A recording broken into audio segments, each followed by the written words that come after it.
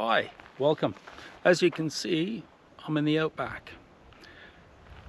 I'm about 4 hours west of Cairns and heading to Georgetown. I can't tell you exactly where I am because navigation doesn't work with no phone reception. But the reason why I'm here, I've got my beautiful GX550. Another road trip. I've got 5,000 some odd kilometers on it now, 3 weeks old. Spectacular car. Honest review on this. So yes, lots to talk about.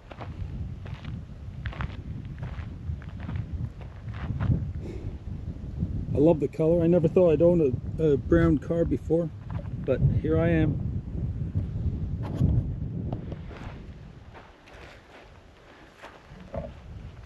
If you live in the city, this will never affect you.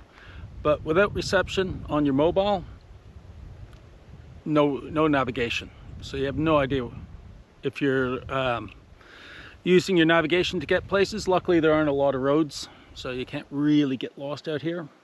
So, like I said, beautiful spot out here. It's now 8:30 in the morning. About 29 degrees.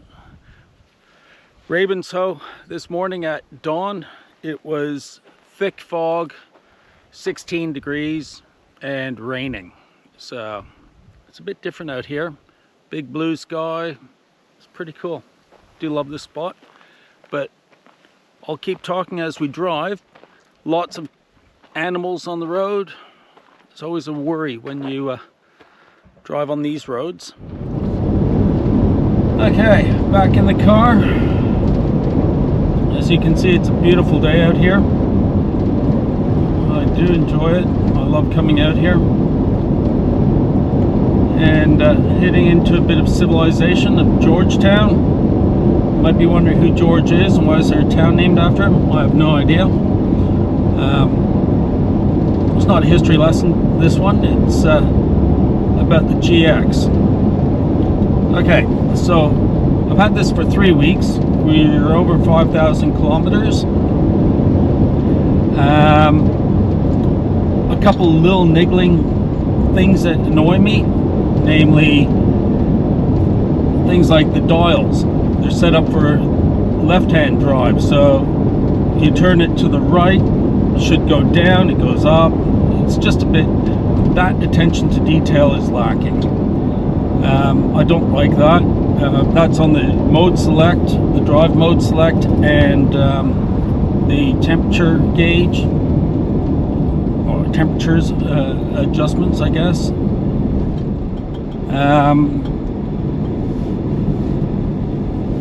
The fuel tank, of course, everyone complains about that, but when you live and you drive out the outback as much as I'm doing now,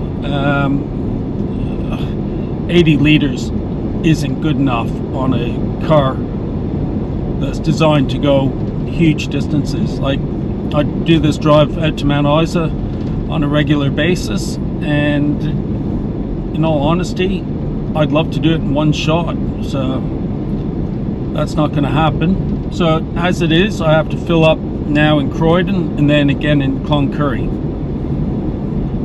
The fuel economy is the fuel economy, but they could have put a bigger tank in.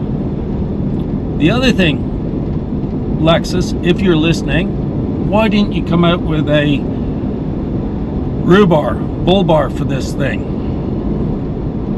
Long range tank and a bull bar as standard options would have been spectacular.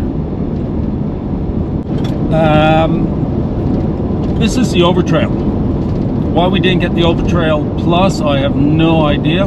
I think the massage seats on a 14-hour drive would have been nice, but it's only in the top of the range one, which will be doing the school run in Melbourne, I'm sure, and never making it out of town, except for maybe once a year. They don't need the massage seats. When you do a 14-hour day in the Overtrail, That's what you need. That's what you want. That's why I bought it. And why do the Americans get things like the brake controller for the trailers? We don't get that. The tow bar was $660. Why don't we get everything like the Americans do?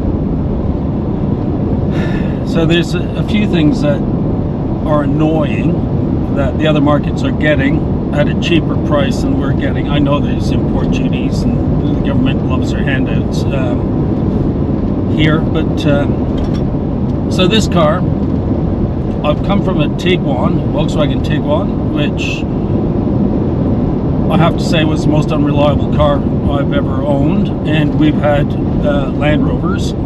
That's saying something. I wish it was half as reliable as the Land Rovers, but I'm glad to be out of that. The difference between this and the Tiguan was when I jumped in this and drove it out of the dealership, it felt like I was driving a shipping container on stilts compared to the Tiguan. Now, I'm used to it now, and it's pretty good. I do enjoy it. Okay, he's letting me go.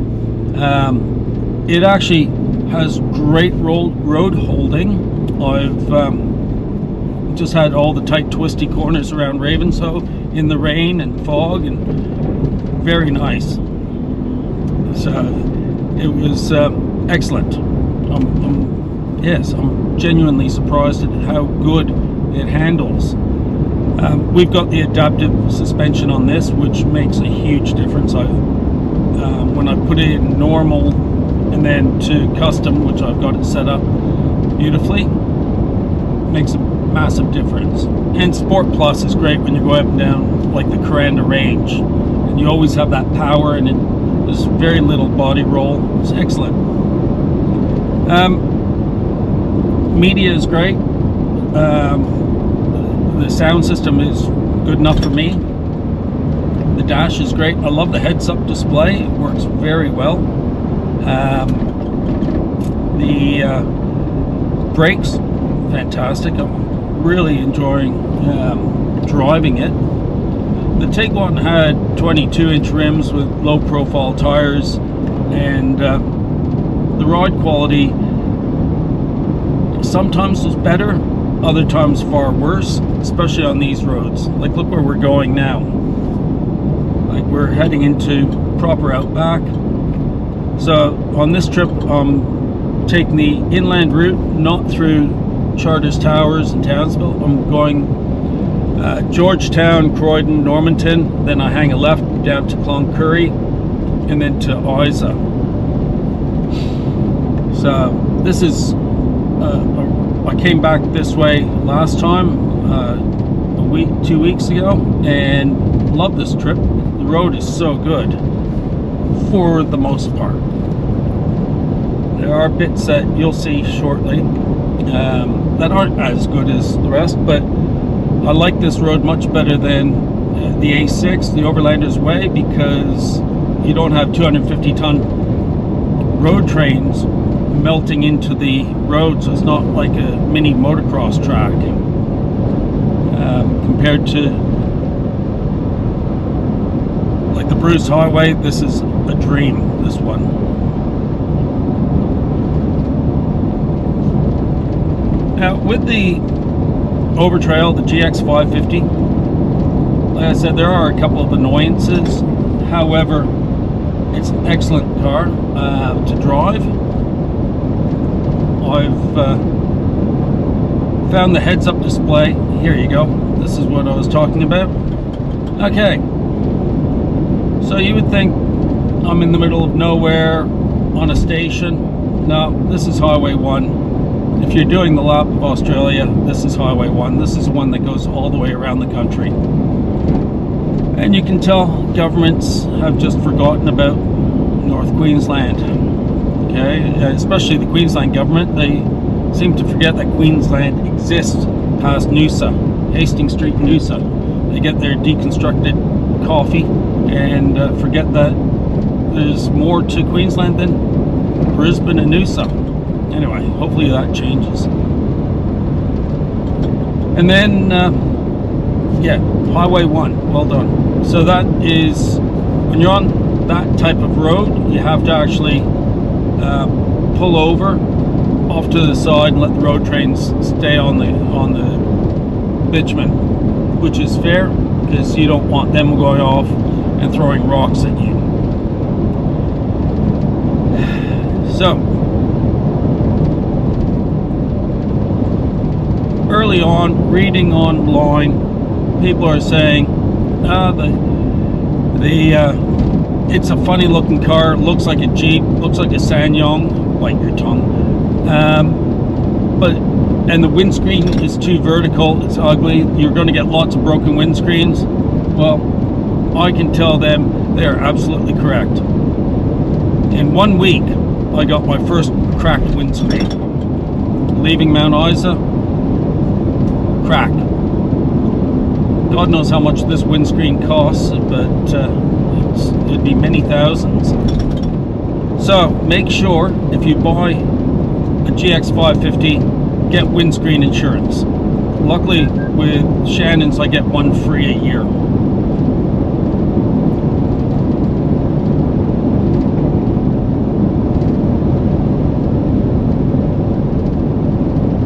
So when you drive in the outback, you always have your headlights on so people can see you from a long distance. It's actually a good safety feature, but the headlights on this car are actually remarkably good. I think they're pretty cool. You can see a lot from long ways.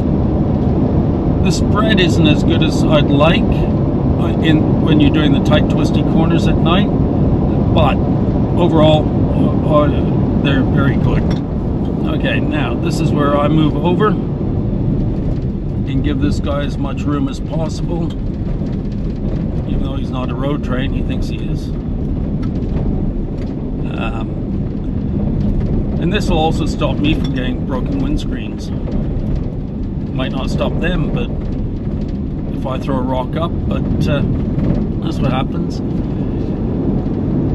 If you buy an Overtrail or a GX550, you got to go out west, go and enjoy it. Go out to Winton, Longreach, go look at the dinosaurs, Stockman Hall of Fame. The amount of history out in this area is incredible. Australian history is amazing. Burke and Wills, the roadhouse is down the road.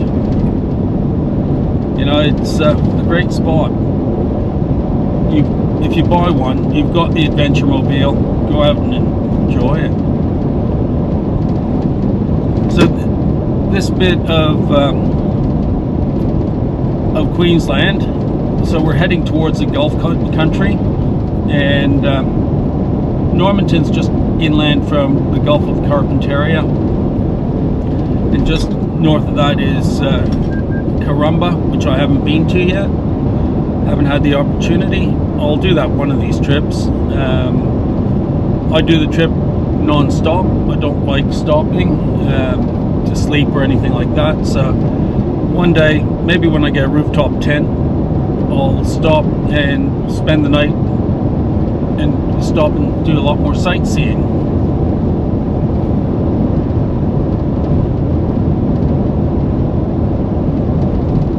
Now, like I said, we're in Highway 1. Still have no reception. I'm not sure how far Georgetown is, but once we get reception, all of a sudden the navigation will work and tell me everything I need to know. Is excellent navigation. So the seats are comfortable. Navigation just kicked in. I must be getting close to Georgetown. Yes, I am. So the seats are quite comfortable. A little bit more adjustment would be nice. The massage would be nice. Lexus, are you listening? The ventilated seats are a godsend. It was 39 the other day when I was in Mount Isa, and jumping in with the cooled seats was beautiful. And the Climate Concierge, here's a pro tip: start your car remotely using the app and give it 5 minutes to cool down before you get in. It makes a big difference. I really like that.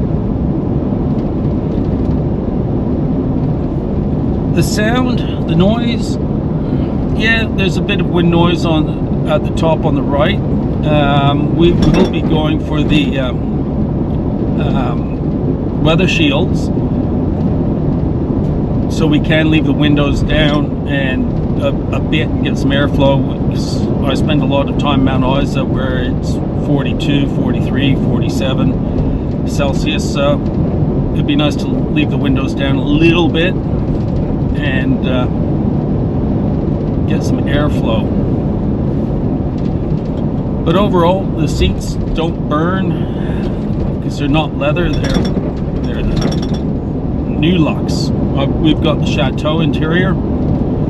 I gotta say, I couldn't be happier with my color choice. I know that's subjective, but this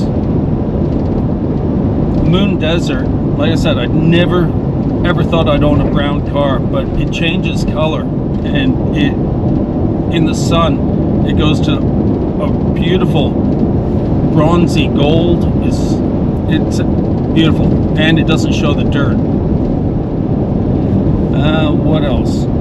The steering is very direct, very good. I like the steering. The drive assist. Oh, 3 kilometers to Georgetown. The drive assist is very good. So when you go in to rummage around in the cool box, which is far better than I expected. I didn't want that, but now I think I want it in every car. I've got it loaded up with tasty treats for this drive. I've got blueberries and stuff like that in there. It keeps it nice and chilled. If you're looking for good storage, interior storage, don't look at the GX. It's actually really quite pathetic. I'm not impressed with it. The Tiguan in that respect was far better. I could fit the 1 liter Yeti bottle in the center console. We had cubby holders for all the stuff that you have. You had little drawers to put more stuff in. This one, not so much. And yeah, I gotta say here's the Gilbert River, the causeway, which is pretty cool. I'll let this road train go by, give him some space. Yeah, it's the interior. I just drove the RX450, and that was far better laid out than this. I actually like this much better than the RX. It was nice, don't get me wrong, but I'm glad we chose the Overtrail over the RX. But I like the fact that it had the little cubby holders and places to put things. Sunroof is very nice, but it's also really nice to close it when it's getting really hot and the sun's beating down at lunchtime. Okay, here's Georgetown.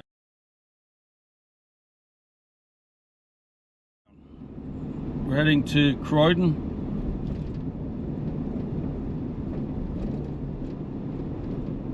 Now, another pro tip, download the Petrol Spy app. When I was looking last night as to where I was going to fill up, I think Croydon was 20 cents a litre cheaper than here in Georgetown, so that adds up with an 80 litre tank. Now, speaking of fuel tanks, the 80 litres, okay, it's got a seriously pessimistic fuel gauge, 148k to Croydon. It's very pessimistic.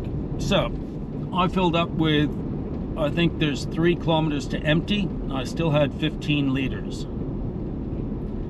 So that's good to know that you have 100 kilometers. When you hit empty, there's still 100k left. in the tank. Right now, so far this trip, I reset everything this morning, and I'm at 11.4 liters to 100 kilometers. I'm hoping to get a bit better. We'll see. Now the cruise, the adaptive cruise, is one of the best inventions ever, I believe. I'm genuinely a fan of that. I know some people don't like it, but this one works incredibly well. I'm really impressed.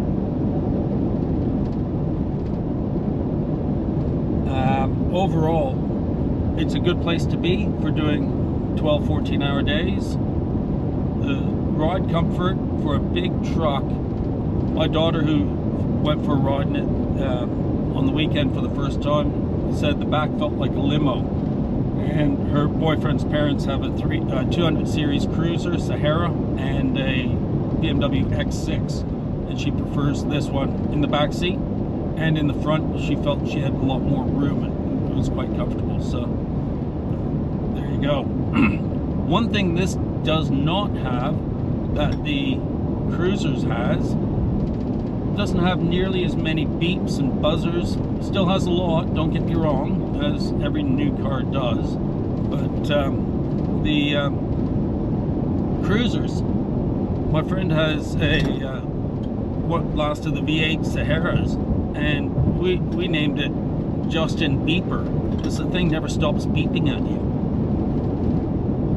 So I'm glad it's not that bad. It's not quiet.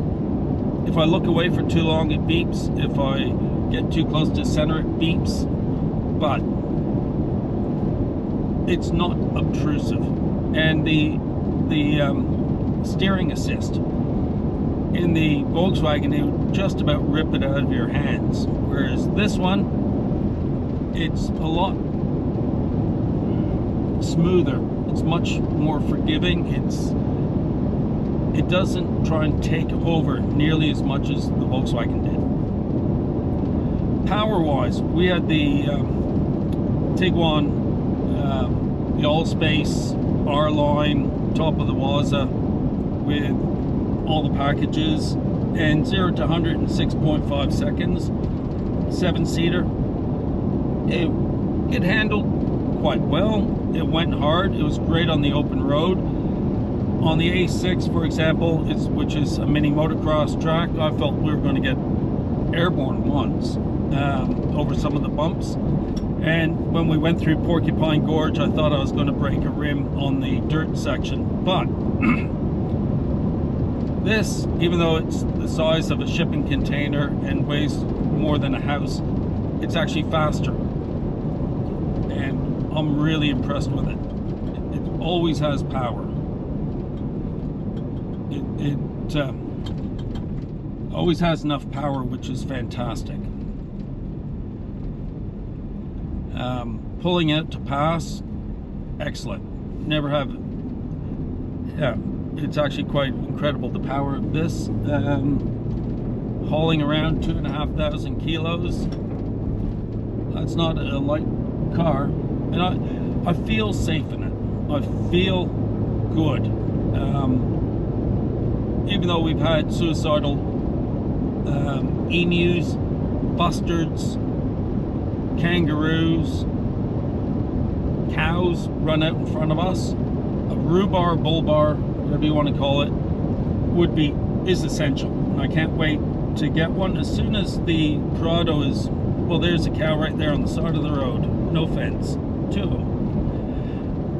As soon as the Prado is launched in Australia properly, I think that's when we should be able to get a proper rhubarb and a long-range tank. And when that happens, I'll be first to sign up for one. So this is the first GX in North Queensland. It's a fantastic car, loving it. I think the fact that I've got diff lock center and rear diff lock and the multi-terrain select, which I've used when we went did some heavy off-roading at Mary Kathleen uranium mine, and what it did with ease with 4 people in it was just incredible. I was really impressed. And we did the loop, the River Gum loop in Winton, corrugation, dirt road corrugations, fantastic. Put it in comfort mode, which is useless other than corrugations, 60k an hour, smooth as.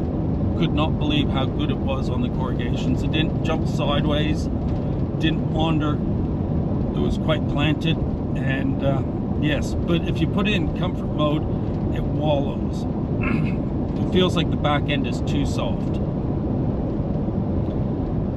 So I've got the tow bar for this. I've got the bonnet protector. We are going to get cross rails for the roof rack, and we're getting the weather shields. Hopefully the weather shields will help with the noise, but to be honest, the bonnet protector has actually made it much quieter inside. I'm just listening now at the normal speed that we go, and it's a lot quieter than it used to be. So that's good, that's excellent.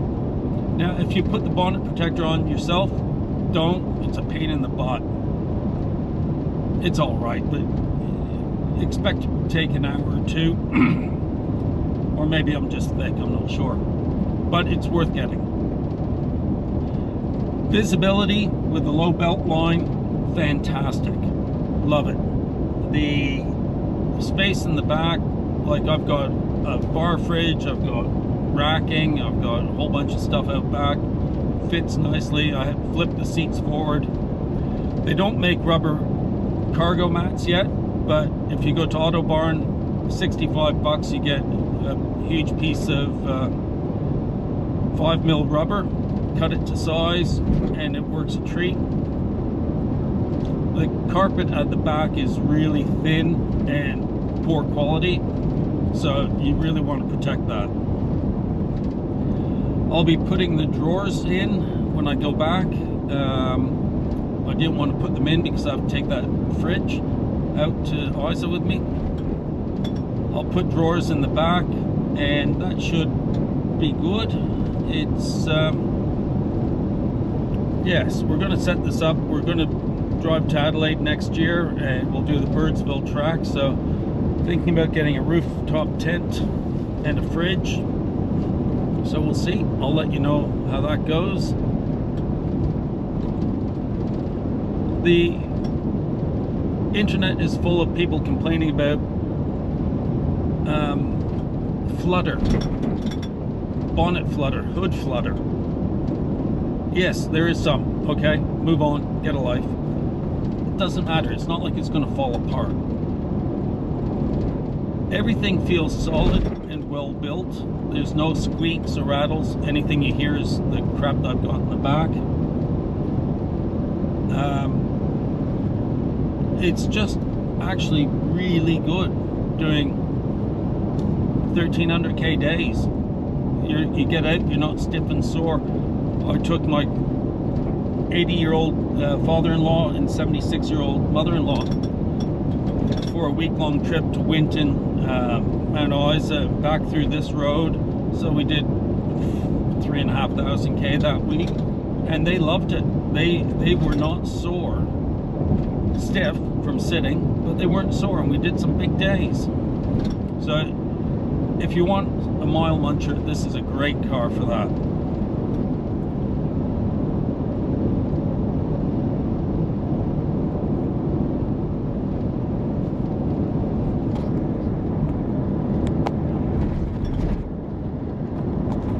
The controls for the adaptive cruise and all that, very simple,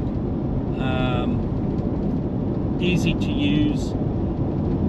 The heads-up display, if you have polarized glasses, get new glasses, non-polarized for driving, because my wife didn't even know we had heads-up display because she's wearing her polarized sunnies. She took them off and wow, she could see the heads-up display, which is It's actually a really good one. It has a lot of information, which is I like. Oh, it looks like my navigation's working, so we must have reception. It says I've got 700 kilometers to go. Yeah, that's about right. I've done 500.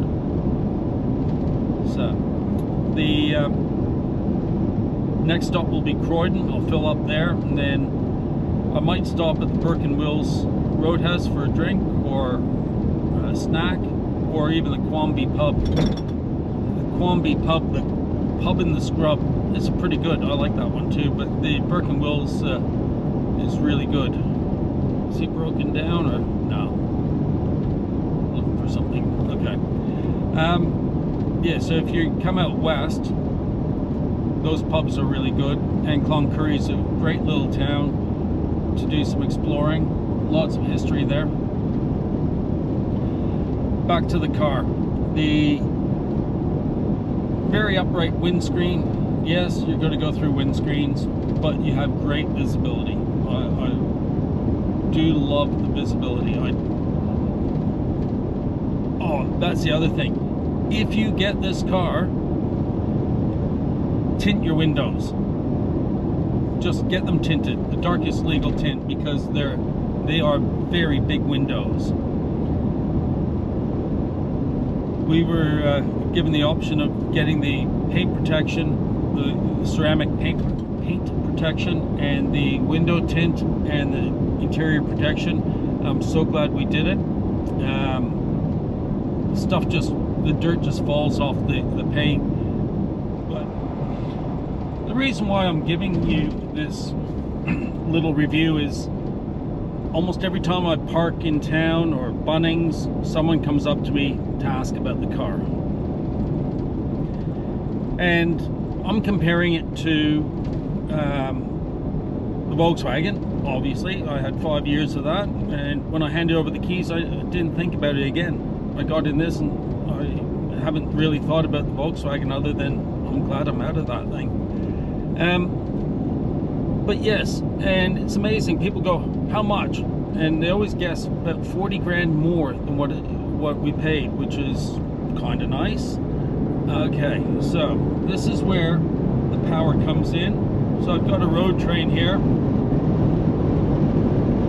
Up to the speed limit. There we go. Easy done. Get out of the death lane. Fantastic. Yeah, everywhere I go, people are asking me about it. And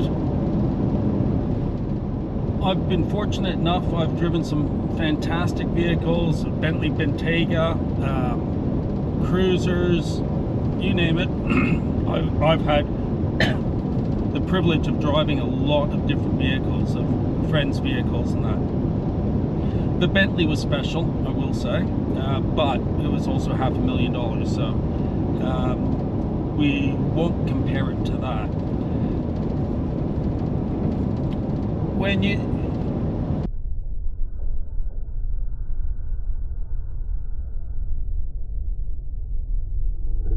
in the middle of the road, hopefully he doesn't get hit by the semi.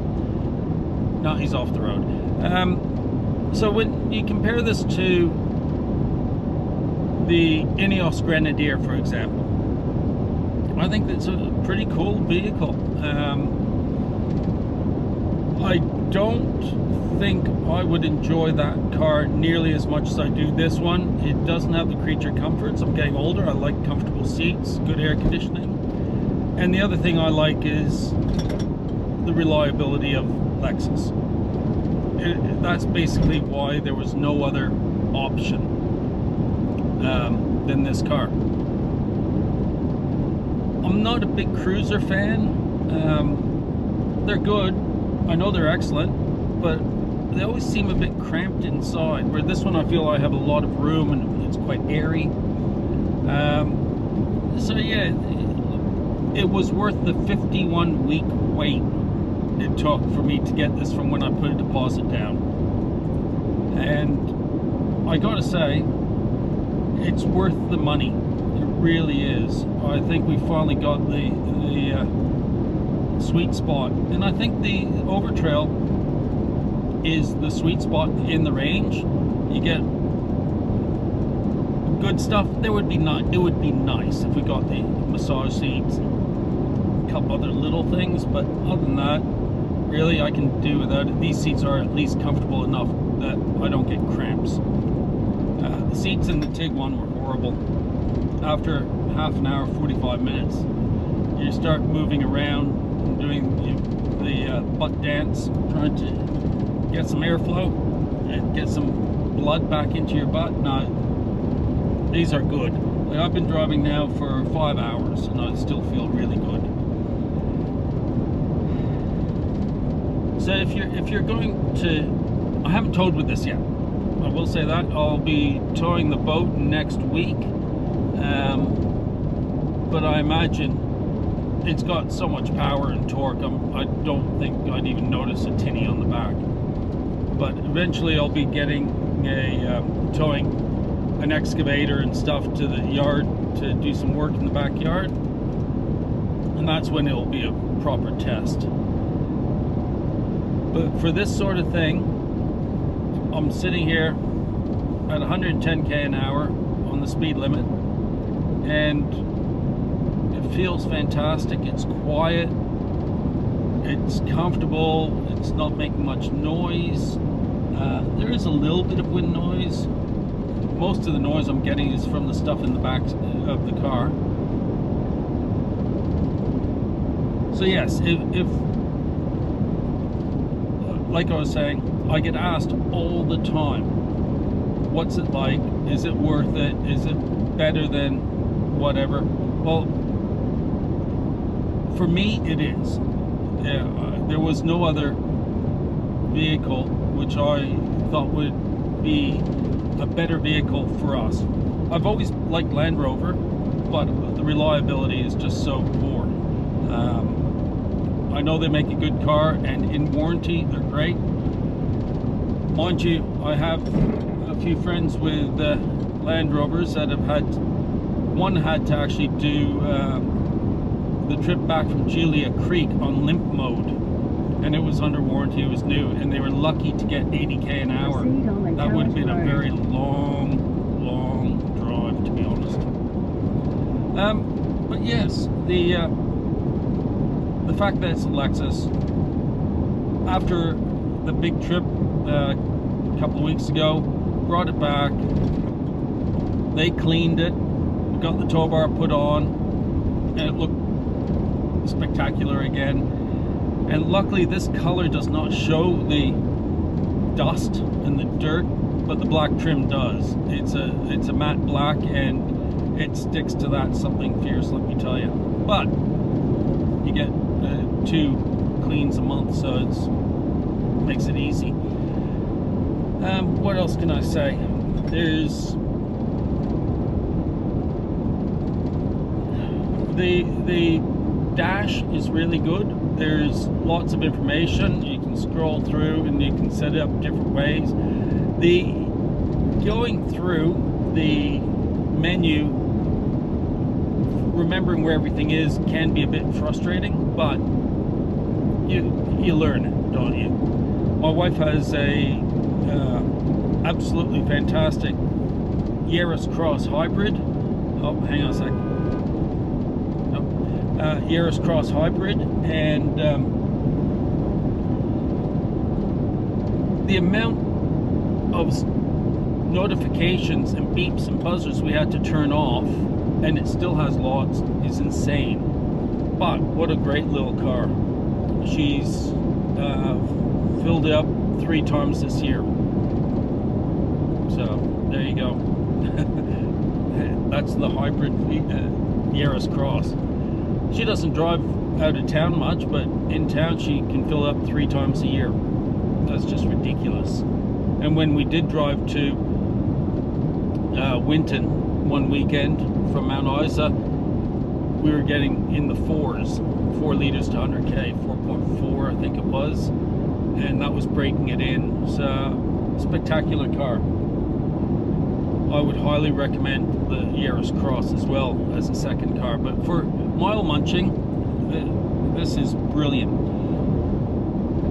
Just aim it where you want to go and just sit and enjoy. And like I said, the driving assist, if I want to go into the cool box, I know I can let go of the steering wheel and it's going to keep me on the straight.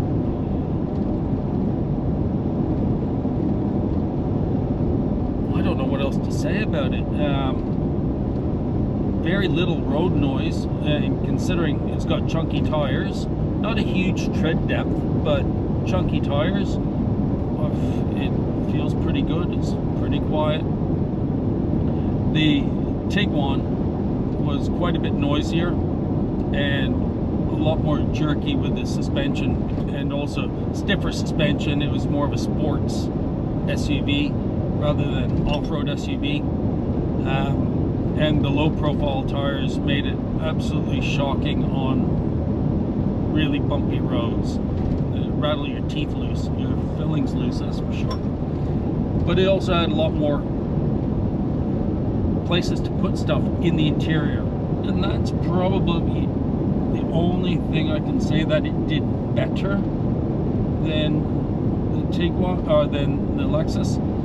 The air conditioning in the Lexus is 10 times better than the Tiguan. It's brutal, it's so good. Once we drove out to Mount Isa and it was 42 Celsius. The air conditioning packed up in Charters Towers. So we had Charters Towers to Cloncurry with no air conditioning in 42 Celsius. And then in Cloncurry, all of a sudden it started working again. So I'm not sure what happened, whether it iced up or what, but and then it did it to me one more time, but that's frustrating. You know, it's the cars made in Europe. The European cars are not made for the outback. They're not made for these harsh conditions.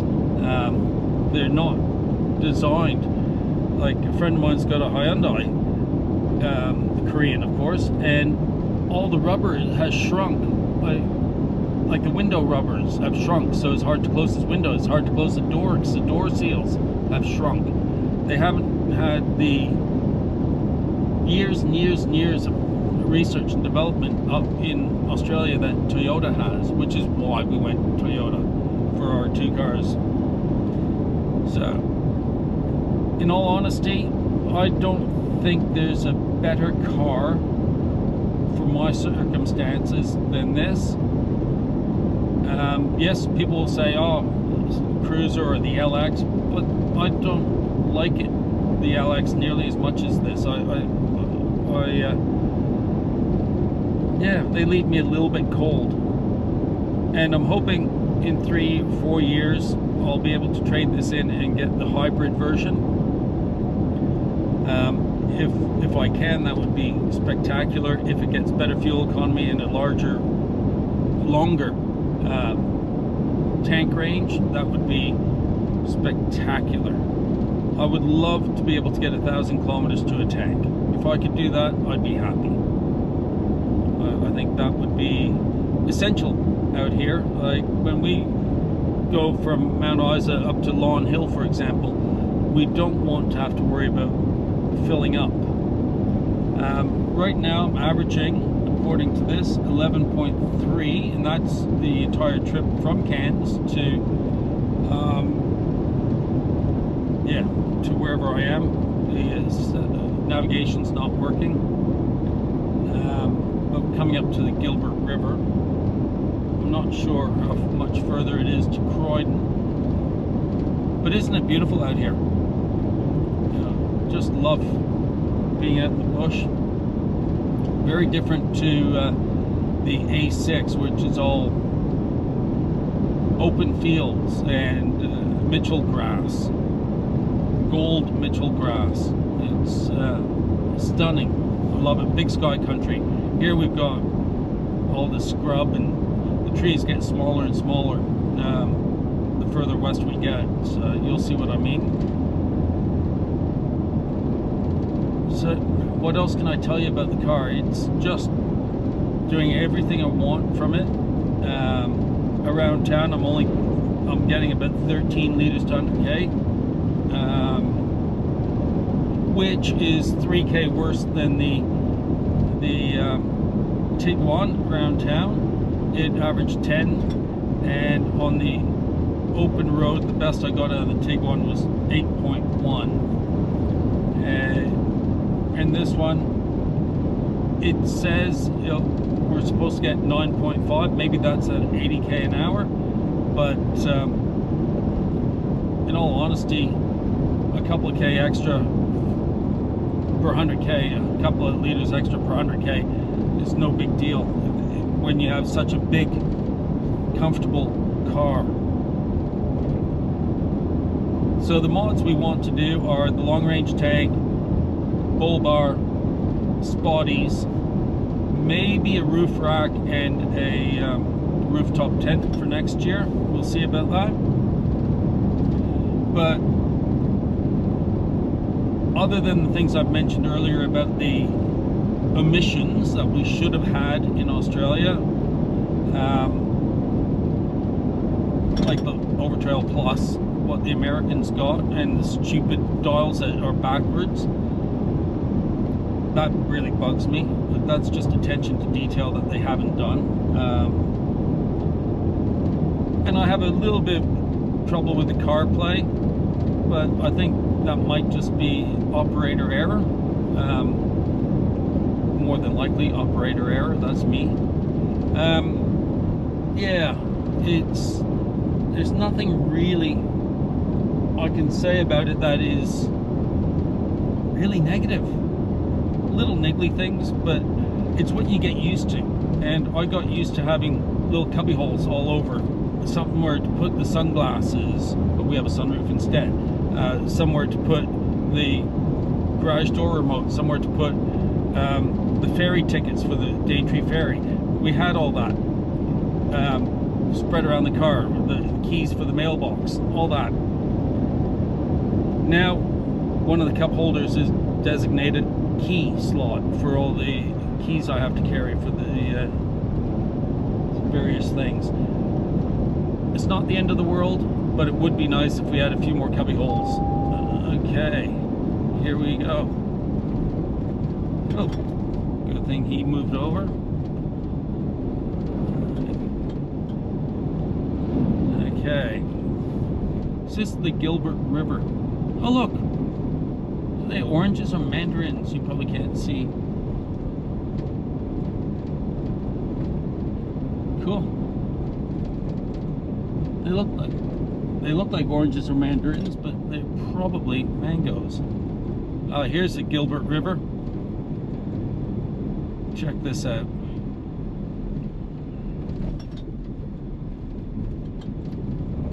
You can imagine when this is flowing in the wet season. It's a wide river. Lots of water down there on either side, but not here. Geez, the trucks have hit the sides a lot. Look at all the rubber on the curbs. Interesting. Okay. My parents-in-law did this bridge 50 years ago, so when we went over they were quite impressed. It hasn't changed a whole lot in 50 years. That was the last time they went over that bridge. Okay. Back up to speed.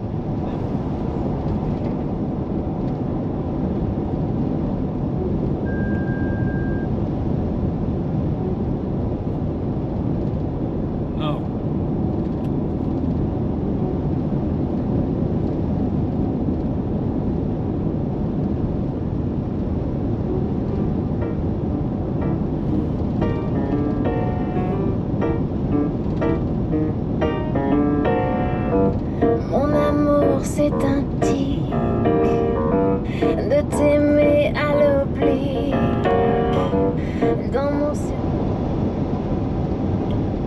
I just stopped in Croydon and filled up,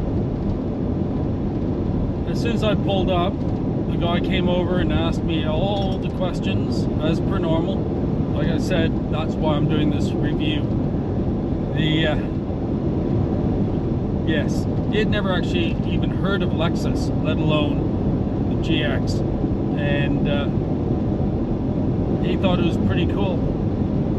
But the questions he asked were all the questions I've been asked all the time, so that's why this video is up. But yes, I filled up. I've now done 570k since Cairns, and I have about 600 to go, so it's going well.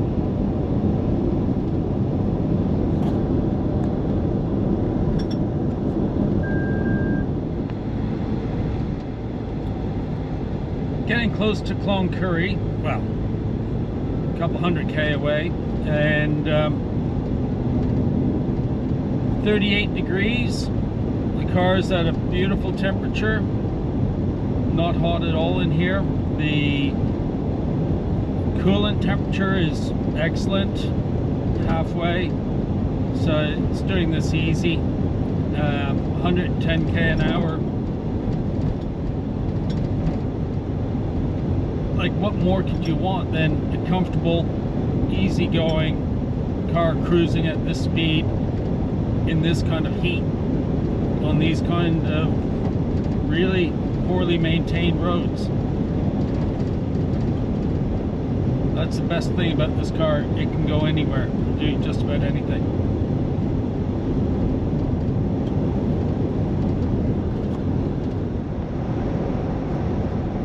I thought I'd give an update. It's 1,000 kilometers so far. 40 degrees out there. Again, the massage function would be really nice about now, but the seats are pretty good, I gotta say. I don't know what to say. It's comfortable. The cooling seats are incredible. They're quite nice. The air conditioning is so efficient in this one. I'm impressed. I really am. And yeah, I'm averaging 11.5 liters to 100k. So that's running on 95 because that's all they had. Yeah, lots of cops. 3 on this stretch of road already, but yeah, there you go. 1,000 kilometers in what, 10 hours? Yeah, about 10 hours.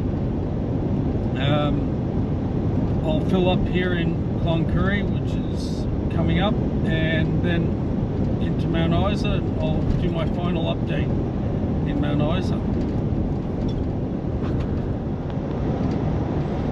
As I drive into Mount Isa, just shy of 1,200 kilometers today, and just shy of 12 hours.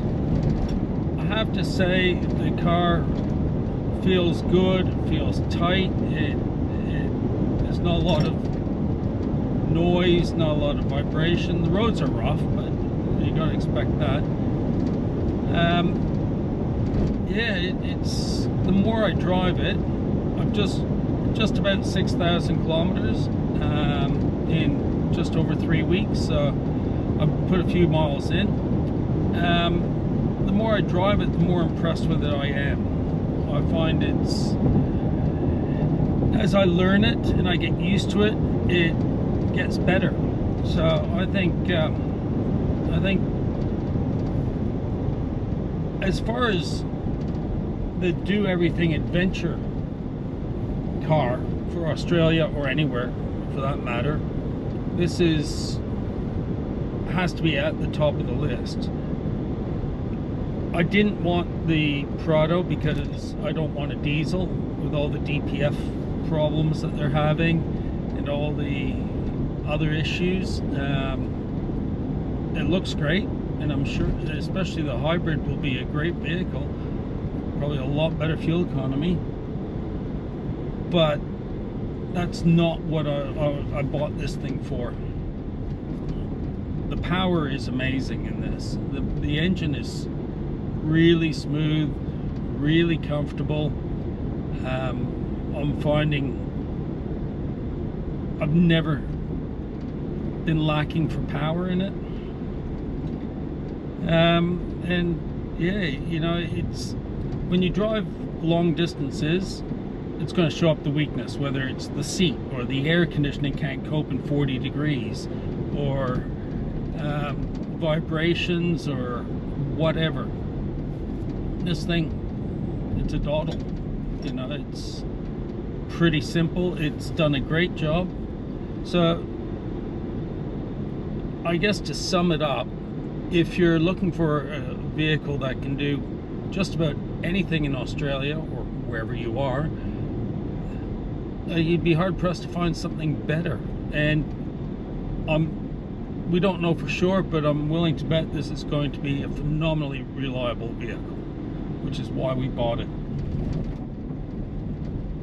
And the resale, of course, is always good with Lexus, Toyota, whatever. I think it's going to be a really, really popular car. And like I said, I'm biased, but I think the Overtrail is the pick of the bunch, with the 18-inch wheels and 33-inch tires, and the center and rear diff lock, the multi-terrain select, the EKDSS, the adaptive suspension, all that stuff. I think it's probably the best one for outback Queensland for sure. And I guess, yeah, if you're looking for one, put your name down, go see Rob at Lexus of Cairns and put your name down, but expect a very long wait, I'm sure. Like I said, I waited 51 weeks for this one, and to be honest, it's not a disappointment. And yeah, actually, it's probably the best car I've ever had. If not, yeah, I am sure it's the best car we've ever had. We've had a lot of different cars. On that note, hope you enjoyed the video and you didn't fall asleep. All right, thank you for watching.